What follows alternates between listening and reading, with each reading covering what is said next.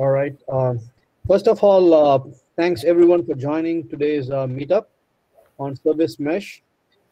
I first want to thank XTIVIA and Srikanth, who is a speaker today, for now graciously accepting to present about Service Mesh in today's meetup.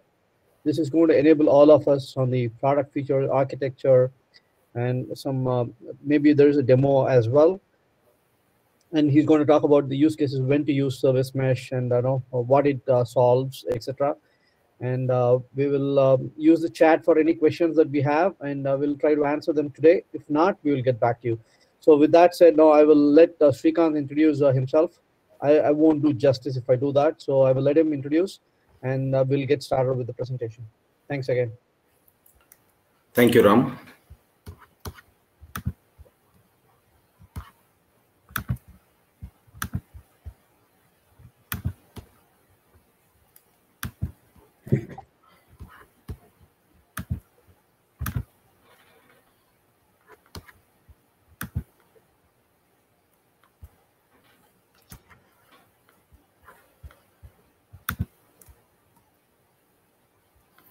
Good evening, everyone. Thank you for joining today evening for this MuleSoft meetup on Service Mesh.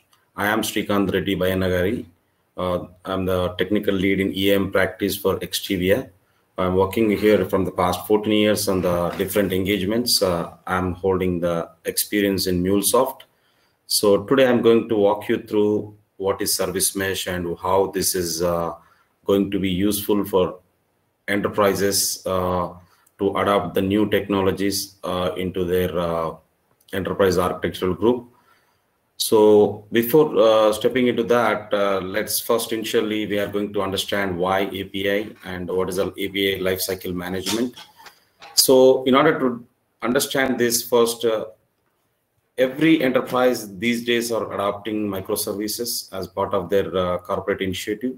And in enterprise architectural principles and patterns, this particular API containerization, API with the microservices is keeping in the first priority, and they would like to retire their monolithic applications due to so much of complexity in order to maintenance and support. And there are a lot of drawbacks with this monolithic applications.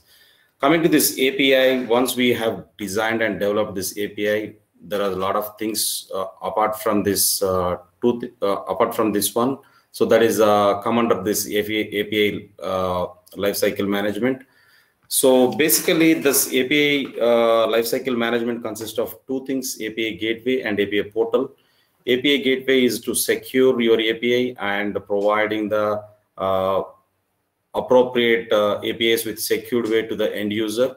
It can be internal or it can be external stakeholders. There are a lot of functionalities. There are a lot of features enabled in most of the popular API providers.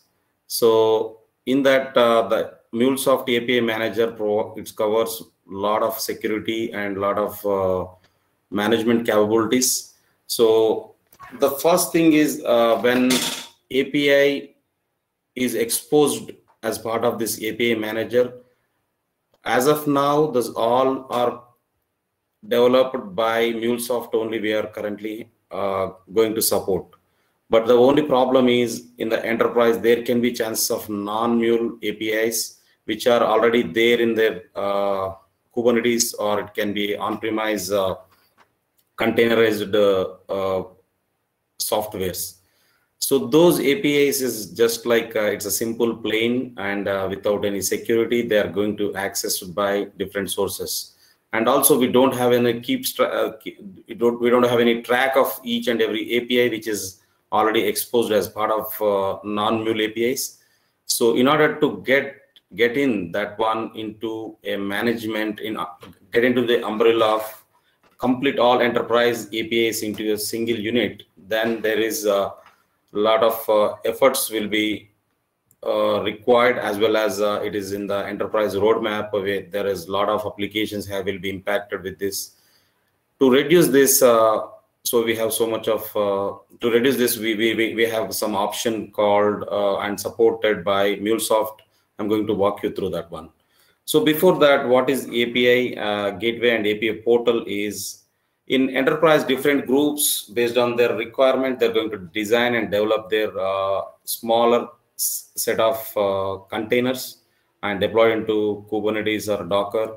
So with this, the problem with is, for example, a e-com division in retail is going to develop a customer service which will retrieve your customer information. Whereas merchandise division as well, it requires the same customer service, but in the enterprises, these two groups is going to create their own API. But in this, the drawback is that the same API is going to develop in the two different set of business units in the same enterprise.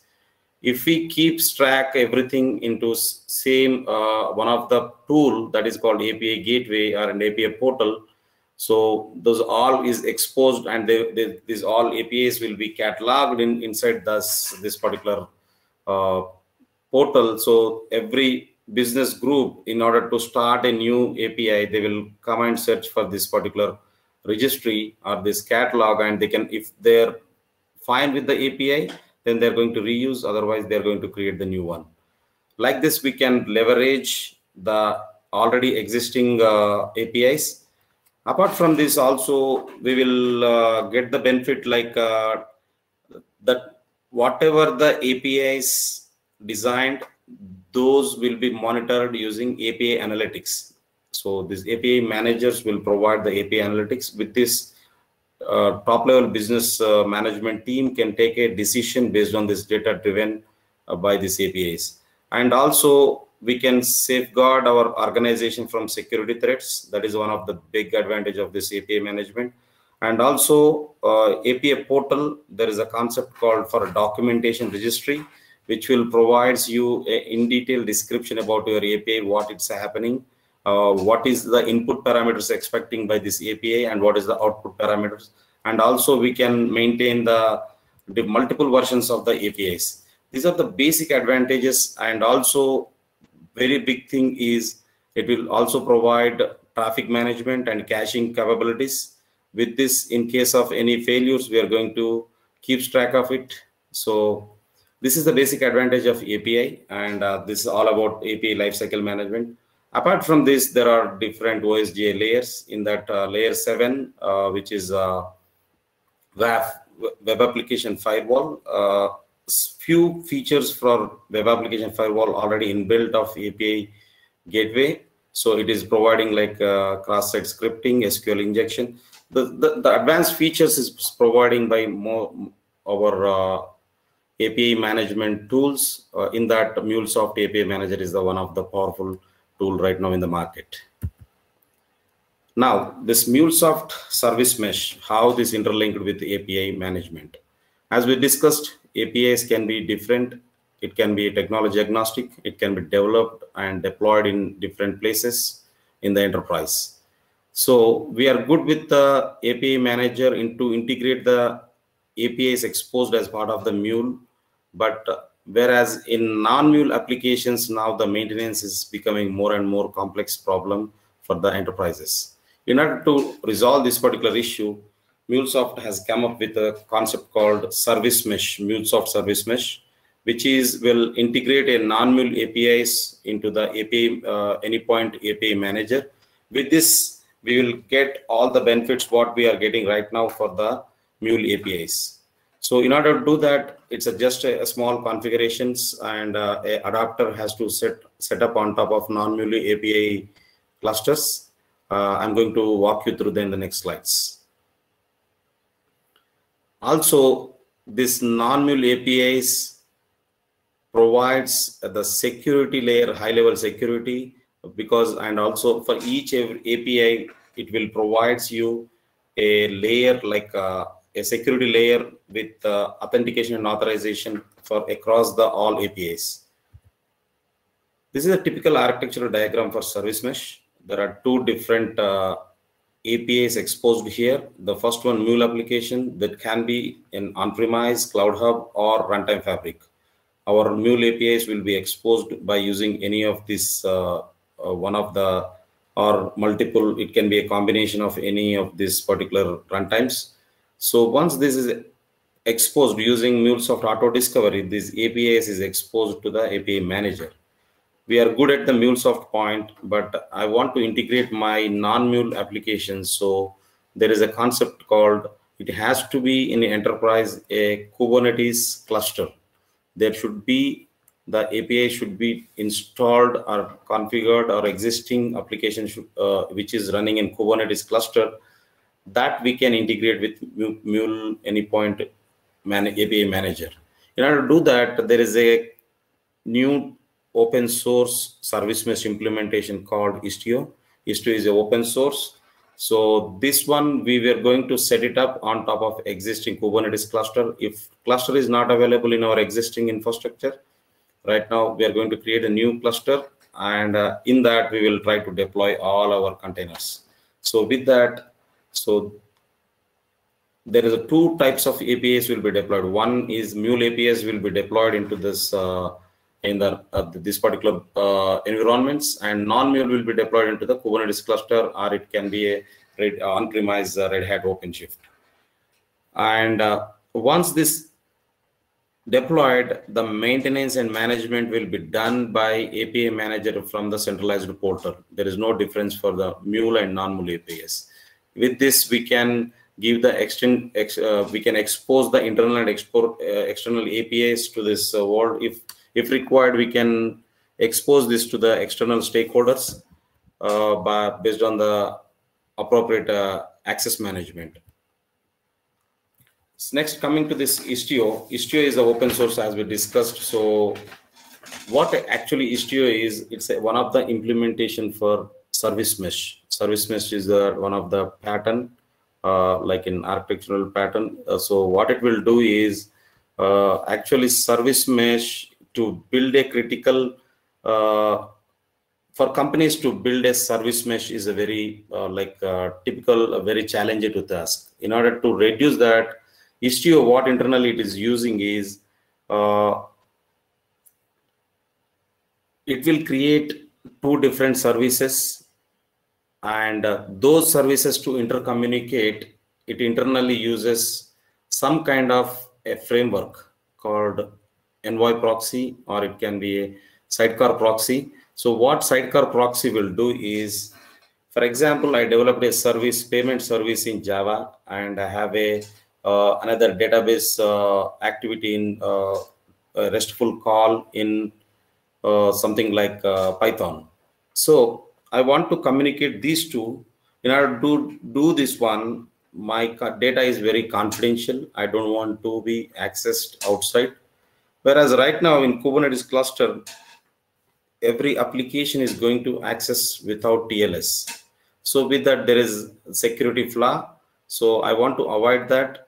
With that, so this service mesh is a infrastructure level, top level, a kind of wrapper which will covers each and every communication between different services will be happened through TLS, and it also provides a service-to-service communication with a strong user authentication and authorization only. Then unauthorized users cannot be accessed at any point with this particular service mesh, Istio service mesh capable framework. So like this, all what are the non-business related aspects like authentication, authorization, and also if you see, there is a concept called caching, and there is a concept called traffic management. These are not related to the actual business. These are related to the infrastructure related one. Those all capabilities actually supporting by Istio. So that are configured in the proxy. So the proxy is a config file driven. So it is like you have to provide the input parameters in this particular config file. With that, so you no need to write a custom code for security and caching and traffic management, and also retry mechanism. In case of failure, also the framework will take care about the retry mechanism. This kind of things. Apart from this, also it provides the different endpoints. Not only it's will invoke through HTTP, it can be invoked through gRPC, WebSocket, or it can be or the TCP. Also, we can invoke these particular endpoints. So with this service mesh STO framework, we are getting most of the benefits, like also getting the automatic metrics and logs. In case of any failures, we can capture the logs at the STO framework. If we not use this STO and we are developing two different microservices in two different technologies, in this case, in order to integrate these particular two, for example, A and B are the two services we developed in different languages. If you want to communicate these two ones, instead of leaving our business implementation, we have to focus on the security. And also we have to find a new technology to implement this particular security layer on top of our application. The second one, we have to look for the what are the authentication mechanisms. So are we going to adopt a SSO, or are we going to write a custom authentication and authorization implementation? Like that, unnecessarily we have to focus on non-functional and non-business related activities that if we use into the service mesh, so it will take care of all these things. Just it's a configuration and template driven. So you can create a template. So that template can be part of your Kubernetes configuration file also. So in Istio, there is once we set it up, once we installed, we will get IstioD, the one of the utility. With that, we can configure in a Kubernetes kubectl file.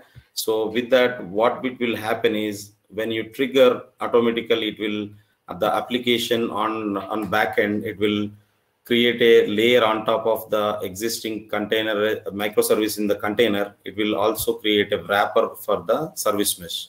So with this, so we can see if here in this diagram, there are three different services: service A, service B, service C. These three are designed and developed in different languages. So these are exposed as APIs.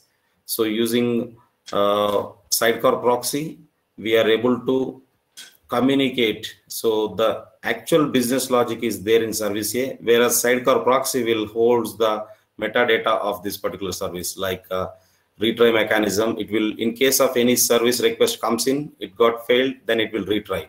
That framework will take care like that. And also it will provide the secure high-level security layer. And if you want to communicate a service A with service C in the same Kubernetes cluster, by using this service mesh, the communication will happen through TLS. So everywhere the security layer will be incorporated, and a lot more features also supported by service mesh Istio. Coming to this, as we discussed, it will provide automatic metrics, and also it provides cluster ingress and egress for inbound and outbound ports. You can enable here, and everything is templates driven. So right now, service mesh, as we discussed, it's going to provide you the features like just we are getting the non-Mule APIs into our MuleSoft API manager. In order to do that, there are two options. If we have the existing Kubernetes cluster, that's well and good. On top of it, just we will keep a wrapper. We will set up a adapter, service mesh adapter. If not, we are going to set up a new EKS cluster, or any Kubernetes flavored cluster that can be any cloud provider or on-premise.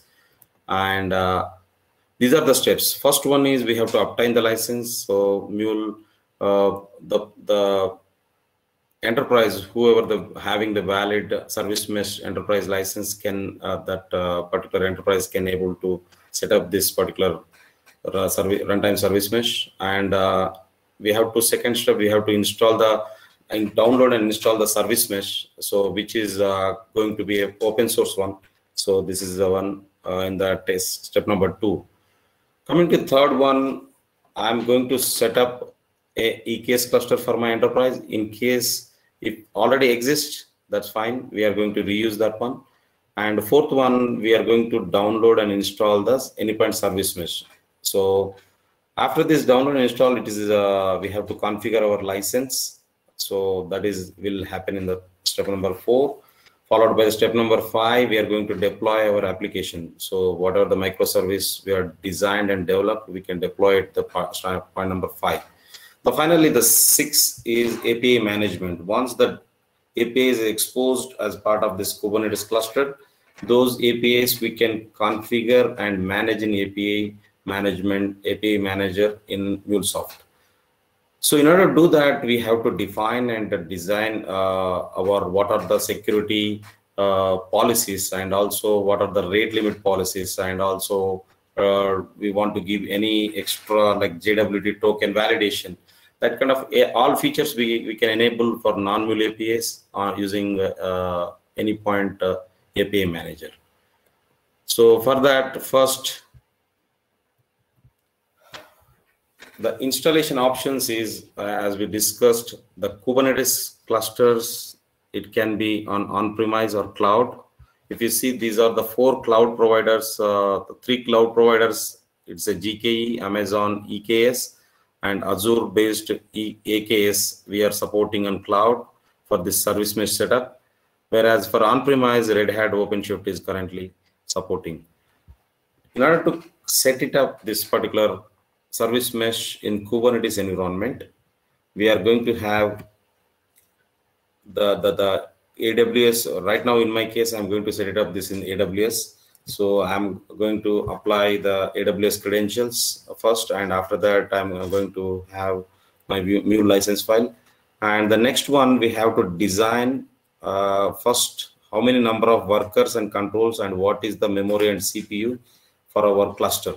So this is based on our current your infrastructure need. For example, if your application is willing want to deploy more number of workers and more number of controllers, so you have to increase this number of workers and controllers. So it is also provides that you can scale it up and scale it down dynamically. So that is one of the big advantage of this one. So installation on right now I'm done in the 2 nodes of Kubernetes cluster. So let's now go to the installation part, and I will walk you through what are the steps in this.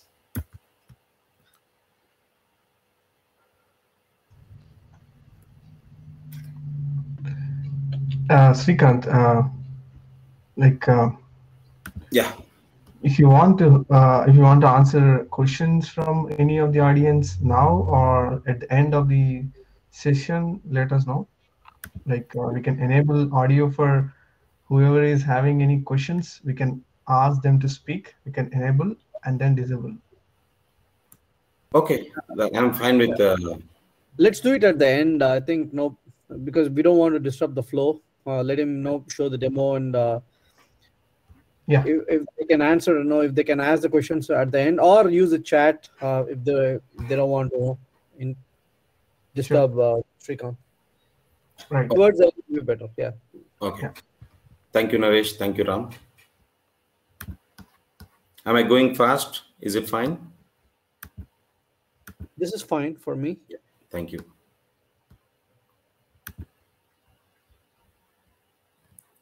So this is the step now. I have already set it up a Kubernetes cluster.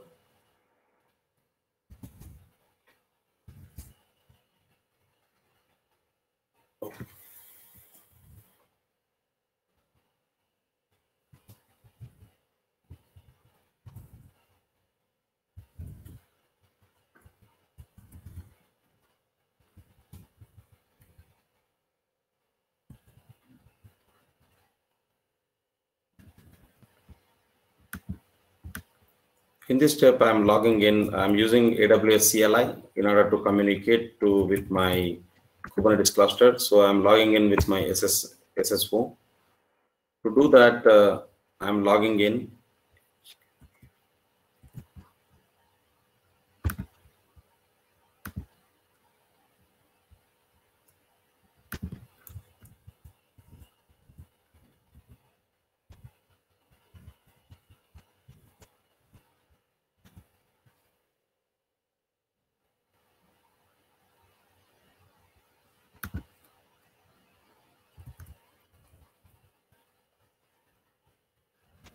So with this step, I could able to successfully logging into my AWS account. Now, once we get this, so you can see the number of Kubernetes services running currently actively in this so you can use this command kubectl get services. So these are the services already. These are the non-Mule services, non-Mule APIs. Okay, and you can see the parts.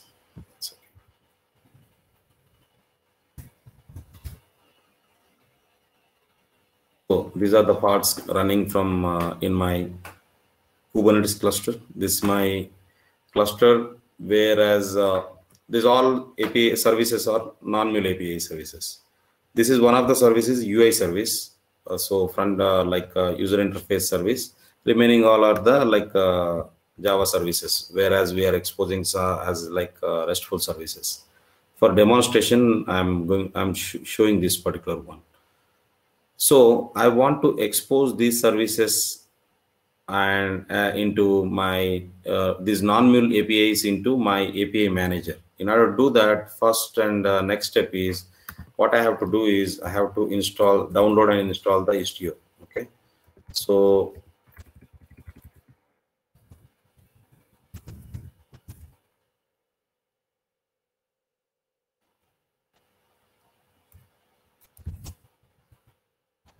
I have downloaded already this Istio, and I'm going to this one. So I'm installing this particular one. Okay, that I'm using the command. It's an open source one. It will install for you, and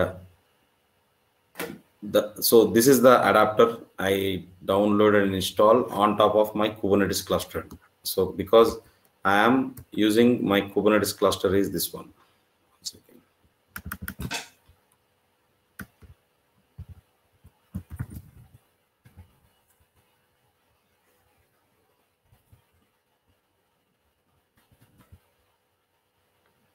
So once we are installed this, next step is I have already installed my particular this particular application. So I want to check what is the number of parts with this particular name. I have an application with this particular payment. One of the payment application I have deployed, and it is having with these names right now. So this is all up and running in Kubernetes. So just I want to configure these with my Mule API manager. In order to do that, next step is I have to switch back to the presentation. Shrikant, can I interrupt just a second? Yeah. So when you have your application, you need to install Istio on the same namespace as the application, or you can install it anywhere in your Kubernetes cluster? Yeah, you can install it anywhere. It can be in the default namespace. Okay. If you want, you can set it up in your own Istio system. That you can define your workspace also. Right, but the Mule adapter has to be in the specific namespace. Correct. Yeah, I guess in the RTF also, it all in the RTF namespace. Maybe here also there's some specific namespace for the Mule adapters. Yeah, so what it will do is when you install, okay, I will show you in this steps. I will walk you through once after this, okay. So once we install this Istio, so we will get this information, and I'm deploying my application using this batch file. So after this, my services successfully will deployed, followed by I'm going to do this is particular one is service mesh. So amctl is the command we use, and first we will download. In the next step we will download the service mesh and we will install it. When you install, it will ask you for your client ID and client secret, and followed by the Mule license. So this is the important point. So the customer, whoever having the valid license, then only the installation will come executed successfully and it will complete it. So we have to make sure get the appropriate license from the MuleSoft. So then this installation will be done. So it is kind of a layer on top of existing non-Mule APIs. We are deploying this particular wrapper, this service mesh wrapper. Once this is done, the single step we have to trigger, that is, this is the one, AMCTL API binding list. So it will show you the number of APIs which are binding to your non-Mule Kubernetes running APIs with MuleSoft API Manager. So once we seeing this using API Manager Auto Discovery, these all APIs will be bind to the API Manager and it will show in your API Manager portal. So hope you understood. So once this is coming to the state ready, so we can go back to the API Manager and we can do the configuration and we can create the policies, custom policies, and we can also set up the rate limit policy and JW token, whatever the features it is available for Mule runtime Mule API Manager. Those all capabilities we can provide. Those many policies we can apply for non-Mule APIs also. So with this, what it will happen is our non-Mule API is now exposed to API Manager. So every endpoint now will going to trigger the Mule API Manager endpoint. So with this, we can keep track of what is the logs flowing and how many API hits came today. With that, the business decisions can be made. So, and also we are providing high level security for our API. So unauthorized users cannot be access this. And also if we apply the rate limit, like if keep on hitting a same service in a 1 minute, like more than 5 times, so I want to block this particular IP, and you can whitelist the IP and you can block the IP. So many features we can get out of it. So this is how we will create the APIs and deployed it into the Kubernetes cluster. After that, we will bind to this with MuleSoft API Manager. On top of it, we will install the Istio and also service mesh. With this Istio and service mesh, we are binding these to Mule API Manager. This is the complete flow from in service mesh point of view. We are leveraging this particular adapter for enterprise for providing a efficient way API management capabilities across the enterprise for all APIs.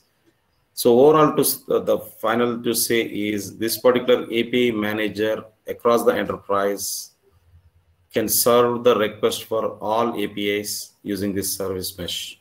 So it is much more powerful. It is early adoption is a very best option, and it will provide not only the security things like this. In case of APIs are expanding in enterprise down the line next 5 years.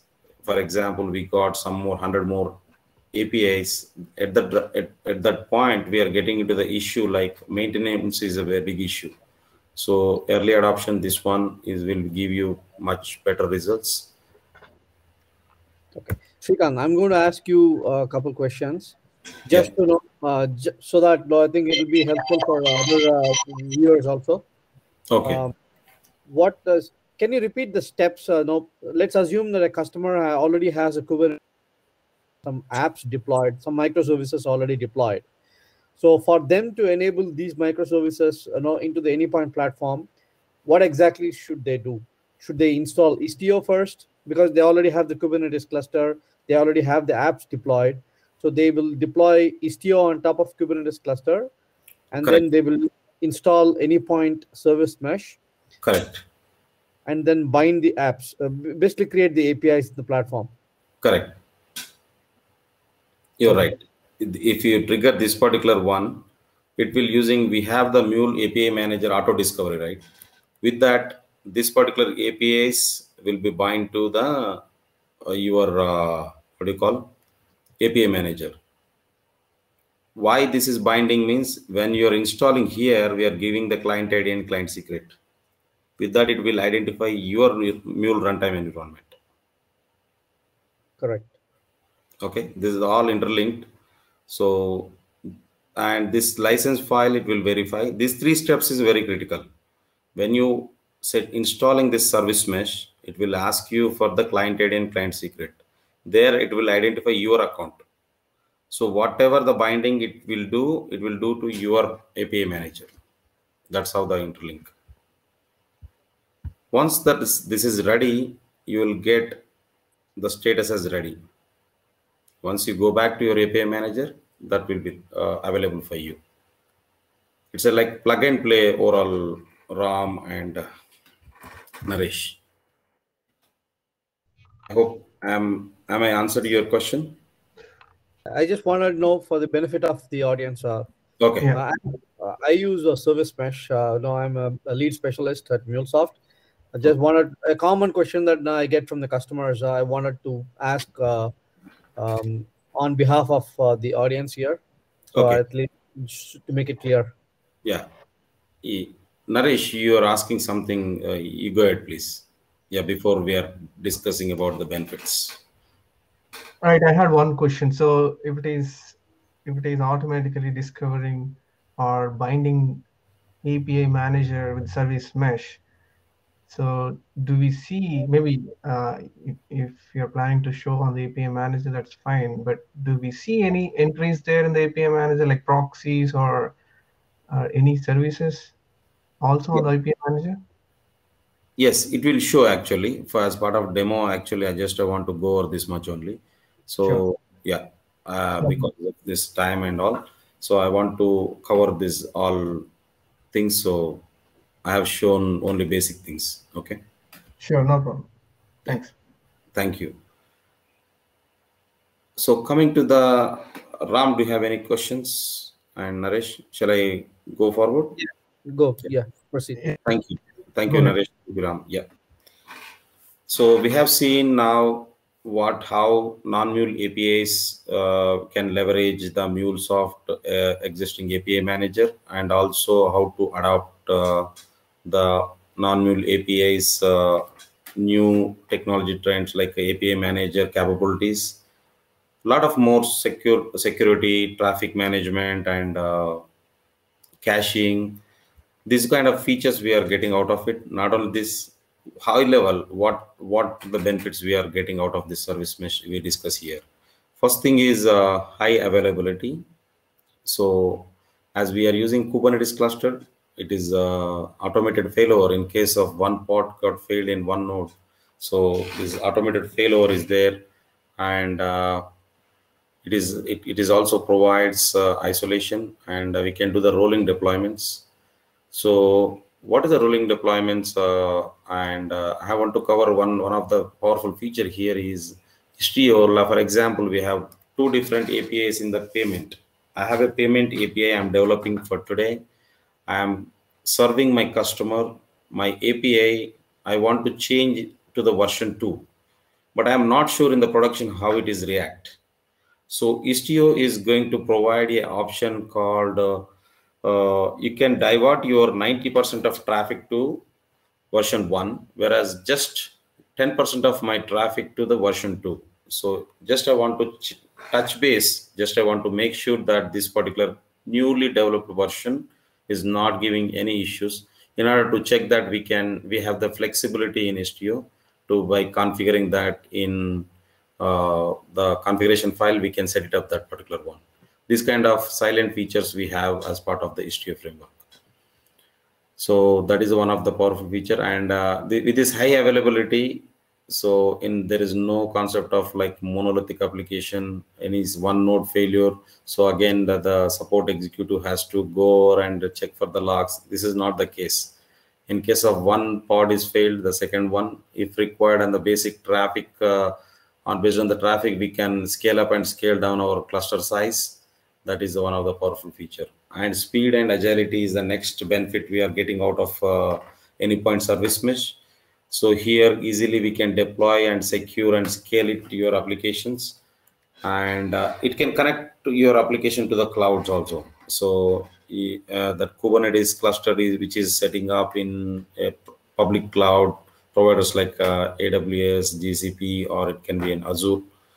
So you can set it up in Kubernetes cluster over there, and your applications which are running in your data center on your Red Hat OpenShift Kubernetes. So you can set up your what I want to say you is you can use the hybrid cloud model for your need also. And infrastructure agnostic is, as we discussed, you can set up your environment in any of the cloud providers like AWS. If you want, you can switch from one provider to another provider. It's just in a day's just configuration. It's not like creating from the again top to bottom. And these are the basic benefits we are getting out of this anypoint service mesh. And so apart from this, we are covered so far most of the features of anypoint service mesh. And thank you for your time. If you have any questions, now I'm ready to answer. Ram and Naresh, over to you.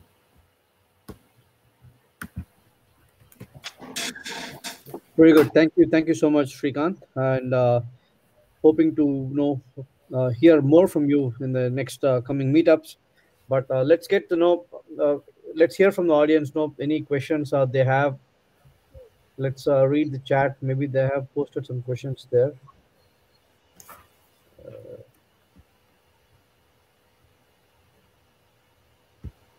Okay. Would you mind going back one step from binding list after installing anypoint service mesh and before binding list? I think Sure. Question from Sujata was she had a question about the installation. I think provisioning service mesh. If you can go back to that step and explain that one more time, that'll help. Okay, sure. Thank you, Sujata, for your question. So what it will doing is, till this point, we are deploying into the Kubernetes. So it's till now, just we are deploying the whatever the APIs developed, non-mule API developed, and we are deployed into the Kubernetes cluster. So these are showing as part of when we trigger the kubectl get pods. It is showing when you trigger the kubectl get services. These all list of services are coming. Now I want to configure these particular services, and I want to enable this non-mule APIs in API manager. To do that, the very first step we have to do is amctl install. What it will doing is, I'm saying my Kubernetes cluster that you configure your service mesh into this particular client ID and client secret. With this, it will identify your anypoint platform, your runtime manager, and your API manager. So these two you can capture from in profile page. If you see, you will get your client ID and client secret. So with that, it will, whatever the Kubernetes cluster, wherever you are triggering this one, with this client ID secret, this particular APIs will bind to your API manager. That's how the configuration is done. And also it will ask you for your Mule license file. So with this step, it will establish a connection between your Kubernetes cluster to your API manager.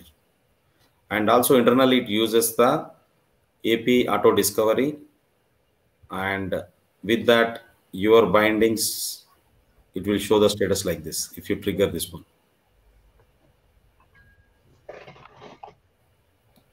I hope I answered your question. Yeah, please use the chat, Sujata, if you still have any further questions on that. I'm going to go to the next one. Is there a use case that a deployed Mule API can call a non-Mule API? How will this benefit? So they're asking if you have Mule APIs in your Cloud Hub or on-prem runtimes, and then you have a non-Mule microservice which is managed through service mesh. If Mule API calls a non-Mule API, how will service mesh come into picture? Like how will that be shown or managed? Okay. So Ramanuja is a good question. So Ramanuja, how this will work means just service mesh will help you to it acts like an adapter between your non-Mule API, and it will once it is comes into the API manager, it's again a local to the your API manager. So all APIs is local to your API manager. You can invoke. So at end the point is when you convert your Kubernetes clustered APIs into API manager using auto discovery, those all coming into the Mule API manager only. So these are local to your services. These are all your local services. Okay. Next question: if a new non-Mule API is deployed in Kubernetes cluster, would it automatically bind to API manager, assuming ASM was installed previously? Okay, you have no service mesh already installed, Anypoint service mesh installed, and then you are deploying a non-Mule API after that, a new non-Mule API. Will that be automatically bind? Will it bind automatically, or do we need to do something? We need to configure it again.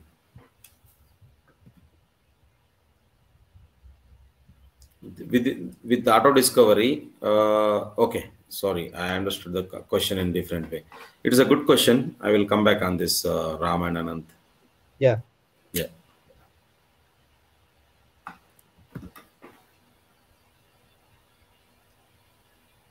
Any other question from Kubernetes? Can we have control to expose specific non-Mule apps only to Anypoint service mesh? Can we have control to expose specific?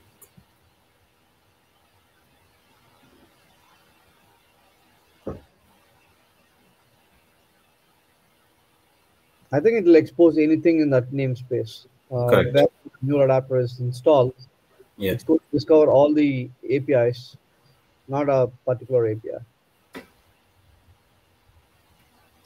Right. Yeah.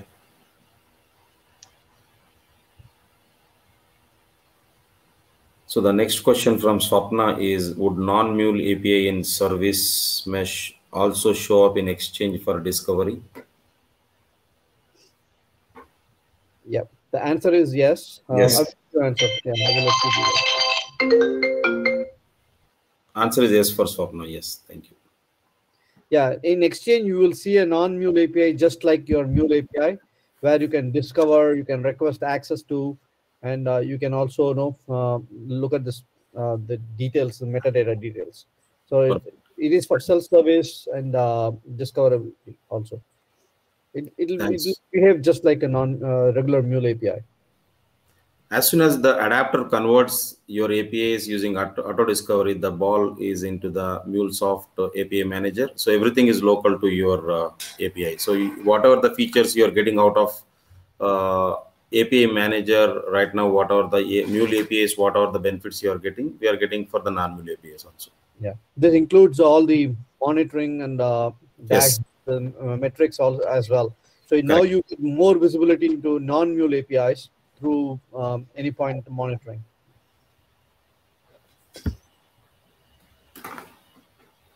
Does non-Mule API create any proxy and consume Mule vCores?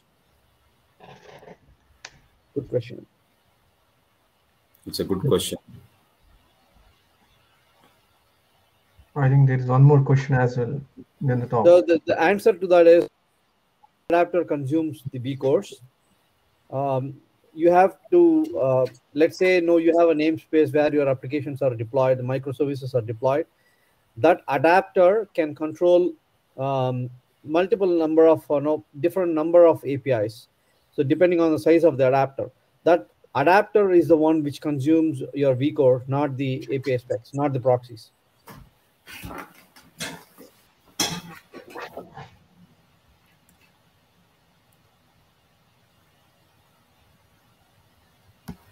Who will control the non-Mule API? Will it be Anypoint runtime manager or service mesh? We will be control the non-mule API.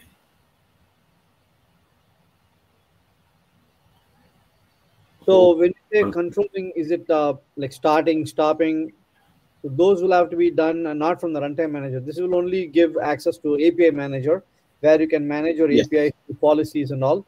But the service mesh, you still have no control from the Kubernetes cluster itself to stop the Yes. services. Correct. So that's not through So runtime manager. yeah, runtime manager, it won't be there. Yes, just only API manager for this.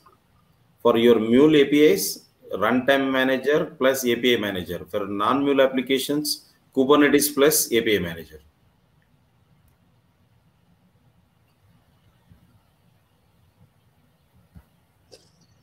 The reason for this service mesh, anypoint service mesh, is a lot of customers they like the platform, anypoint platform. They say no, it's easy to discover, it's easy to apply policies, and also know to get more visibility into the portals, more visibility into logs and other metrics.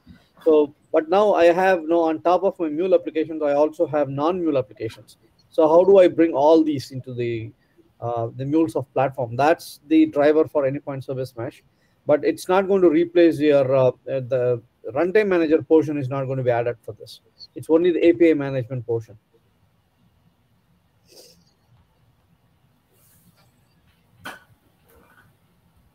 It doesn't take away any knowledge that you need to manage your runtimes, so like non-mule runtimes. For example, you still need to have Kubernetes expertise, Istio expertise, etc., to manage them. It's just that from application, from the API standpoint, you can use any point platform for securing them, for controlling the policies, throttling the policies through the policies, and like adding the authentication, authorization, etc. You can use any point platform, but not for anything else. What if there is existing security policies applied on a non-mule API?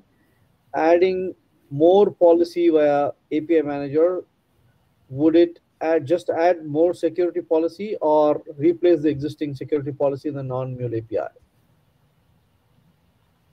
Okay, it's kind of two gateways. First, whatever the hit comes to, it will come to the your API manager endpoint. There, whatever the policies, whatever the rate policies and security, those all will be first it will applied. After that, it will the once this policy is satisfied, it will end it to the your Kubernetes cluster endpoint. There, what are the securities that will apply? So both will apply for your API.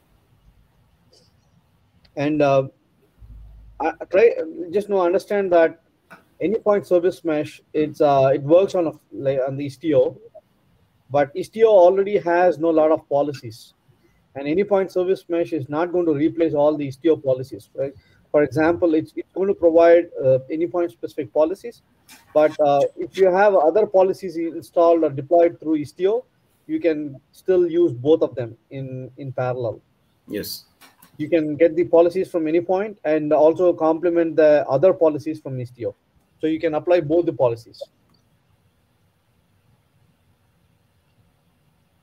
Is Istio mandatory for us as it's more, or is it more nice to have feature? No, Istio is is mandatory. neither. It's a mandatory. Istio is the service mesh. Anypoint service mesh is not. It is just the glue between Anypoint platform and the service mesh. But the service mesh itself, or the Istio itself, is the service mesh framework. You need to have the service mesh framework there. ASM is just on top of that. It's just a glue. It just connects it to the Anypoint platform.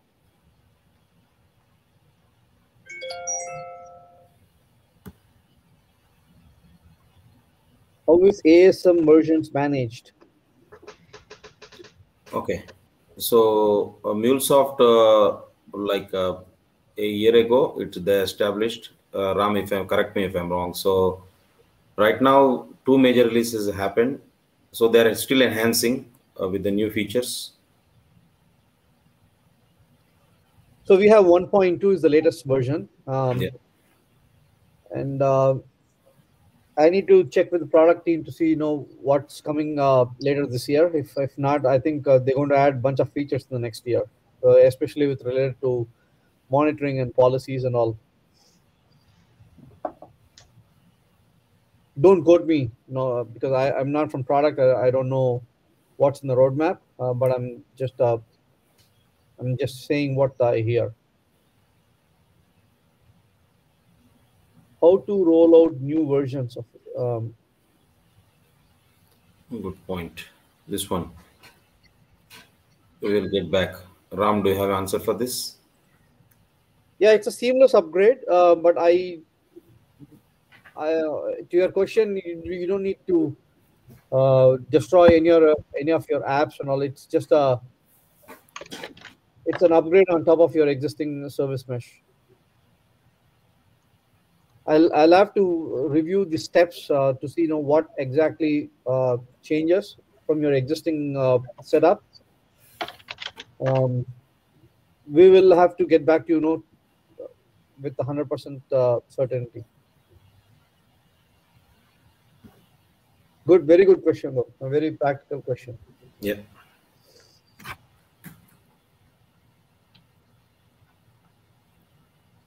I think Ram, we covered most of the audience answers, right? Yeah. Any other questions, guys? Or I will, if not, we'll. Or are there any best practices around this topic? If so, please share it later. Yeah, sure. Yeah. As you all know, service mesh is still being adopted by customers. So we don't have a lot of customers using it yet. They are trying it out in their lower environments, playing it, doing POCs and trying to understand what the product does. So as we gain more experience from the customer field, we will learn the best practices also, and we will share definitely.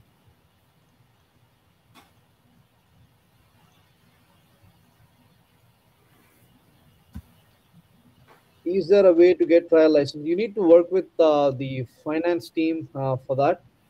If you are a customer or no, if you are a partner, I think you can get. I believe even otherwise, you can get a trial license. You just need to work with the finance team on that.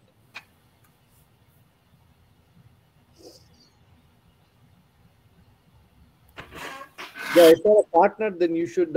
You're a partner manager. Whoever is managing your partnership can help you with the license from MuleSoft.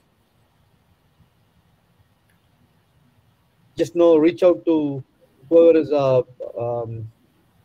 your counterpart on the MuleSoft side. Work with them, and they can reach out to finance and get you the license.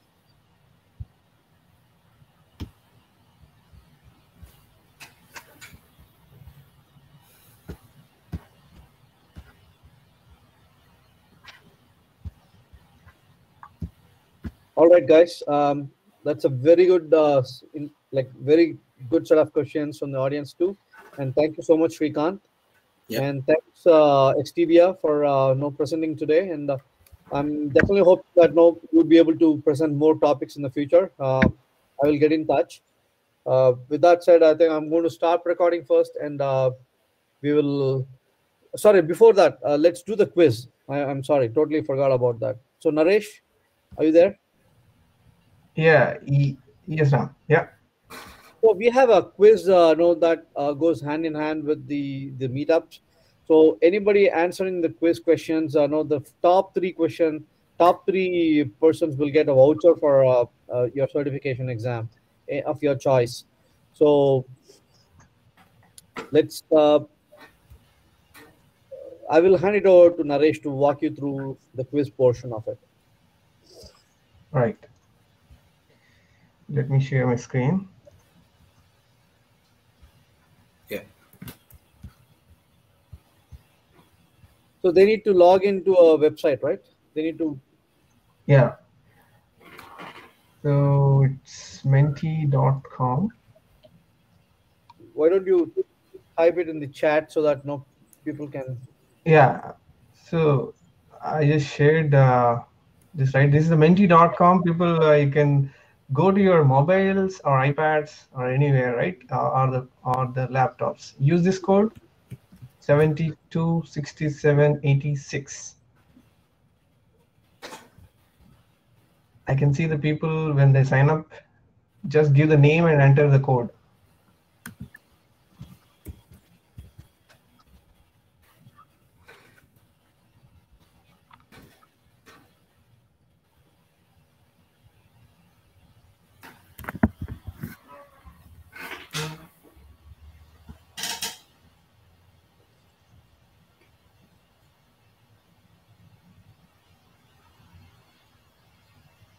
The way the quiz works is whoever answers correctly and quickly will get higher points. As no, and at the end, whoever is at the top three persons will be declared as the winners. So the time matters also. Yeah, I need your emails at the end, whoever stood top 3, so that we can send an email where you can register for a certification or training of your interest.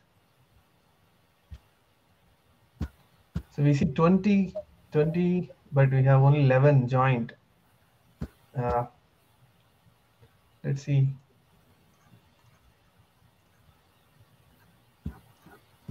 20 attendees.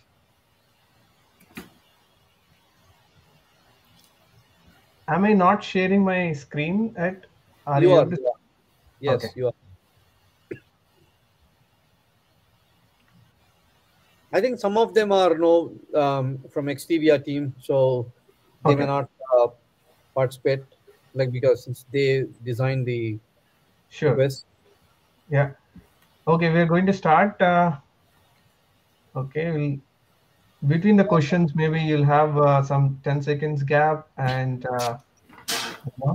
try to answer as early as possible.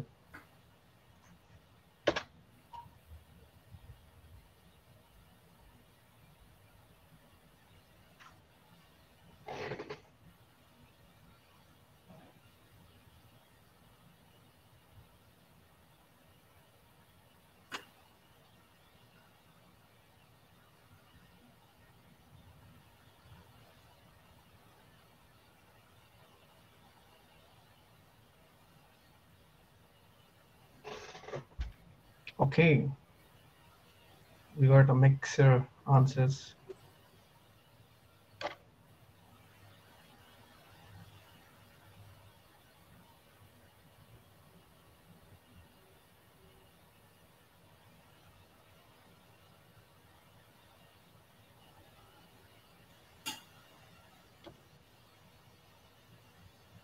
Okay, we have second question here.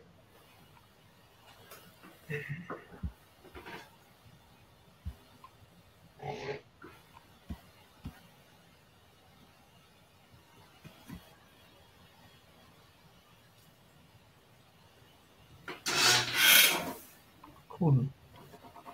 Great.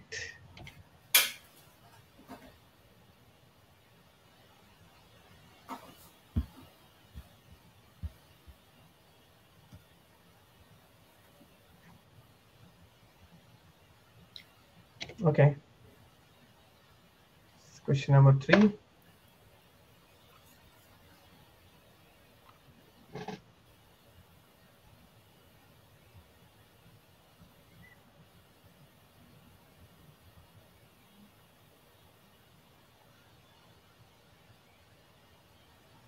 So,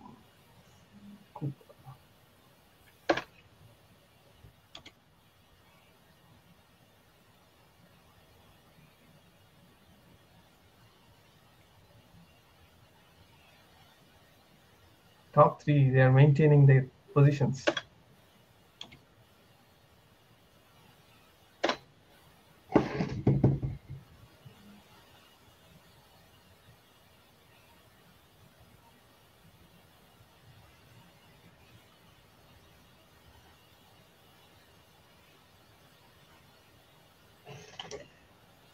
You want to clarify this, Ram? No, with the trial account also, there is no special entitlement. As long as you are a platinum, you have the platinum entitlement and not just the API management, you will have service mesh access. You can test the service mesh there. Okay.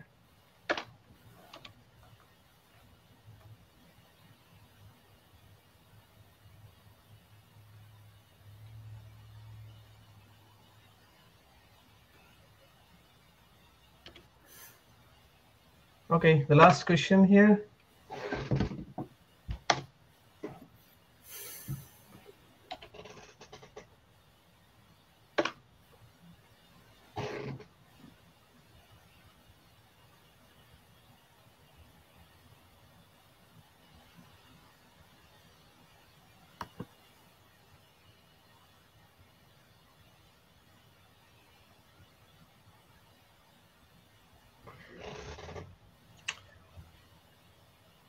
This is non-Mule applications deployed to Kubernetes cluster, not the Mule applications, I guess. We use RTF and RTF EKS for that. Is that correct, Ram? That's And correct. yeah.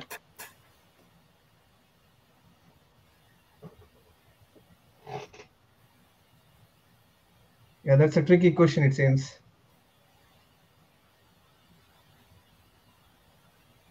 Okay. We have Bill, who stood the top. Please, mention your email. And we have Ram, we have Chaitanya Kumar Narvaneni, right? Please put on, just put your emails in the chat so that we can send a link.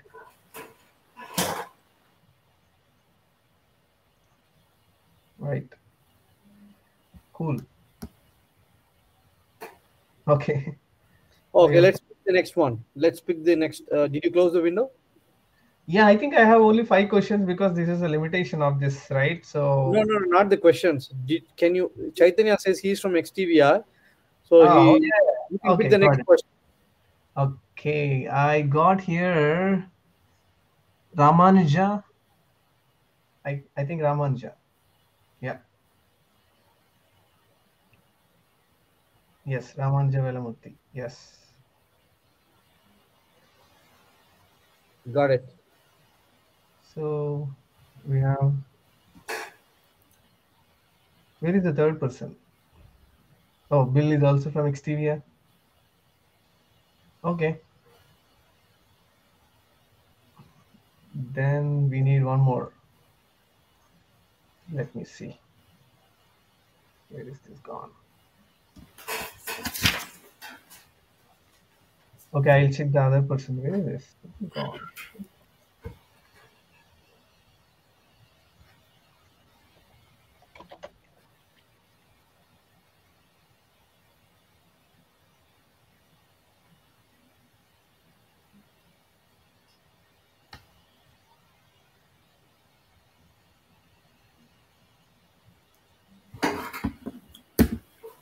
We have Rajani, who is next.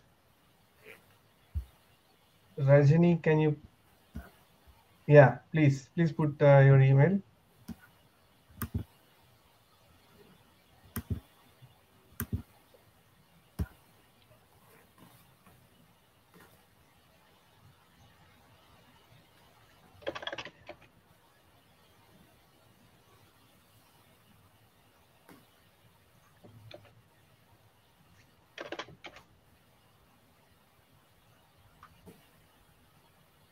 Yeah, I think you can stop recording. Yeah. Forgot.